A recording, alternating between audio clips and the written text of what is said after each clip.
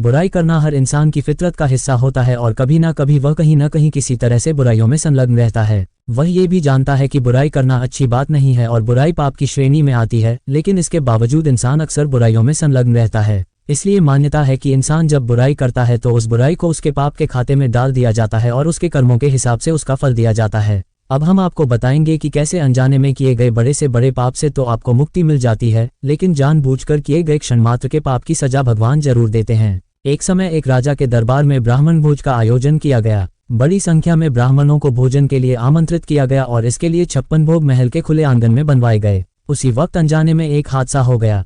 खुले में पक रही रसोई के ऊपर से एक चील अपने पंजे में जिंदा सांप दबोचकर निकल रही थी। सांप ने चील के पंजों से छुटकारा पाने के लिए फुफकार भरी और साथ ही जहर उगला। सांप के फुफकारने से उसके मुख से निकली जहर की कुछ बूंदें पाकशाला में पक रही रसोई के व्यंजनों में गिर गई। रसोई में जहर गिरने और उसके जहरीले होने का किसी का कोई पता नहीं चला। ब्राह्मण महल के भोजन कक्ष में भोजन के लिए पधारे और महाप्रसाद उनको परोसा गया। जहरीले भोजन के खाने से सभी ब्राह्मण काल के गाल में समा गए।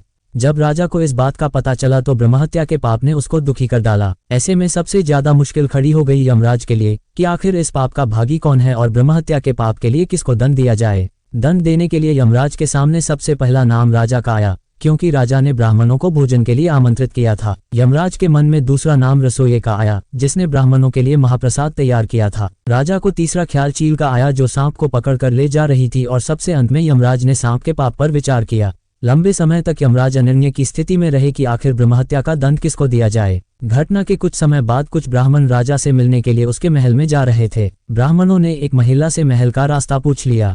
तब महिला ने ब्राह्मणों को रास्ता बताते हुए कहा कि देखो भाई, जरा ध्यान से जाना, वह राजा ब्राह्मणों को खाने में जहर देकर मार देता है। जैसे ही महिला ने यह बात कही, यमराज ने फैसला कर लिया, मृत ब्राह्मणों के पाप का फल इस महिला के खाते में जाएगा और ये दंड को भोगेगी। यमदूतों ने यमराज से पूछा कि प्रभु ऐसा क्यों? तब यमराज ने कहा कि जब कोई व्यक्ति पाप करता है तो उसको पाप कर्म करने में बड़ा आनंद आता है। ब्राह्मणों की मौत से न तो राजा को, न रसोइये को, न चील को और न ही सांप को आनंद आया। ये सभी इस अपराध से अनजान भी थे।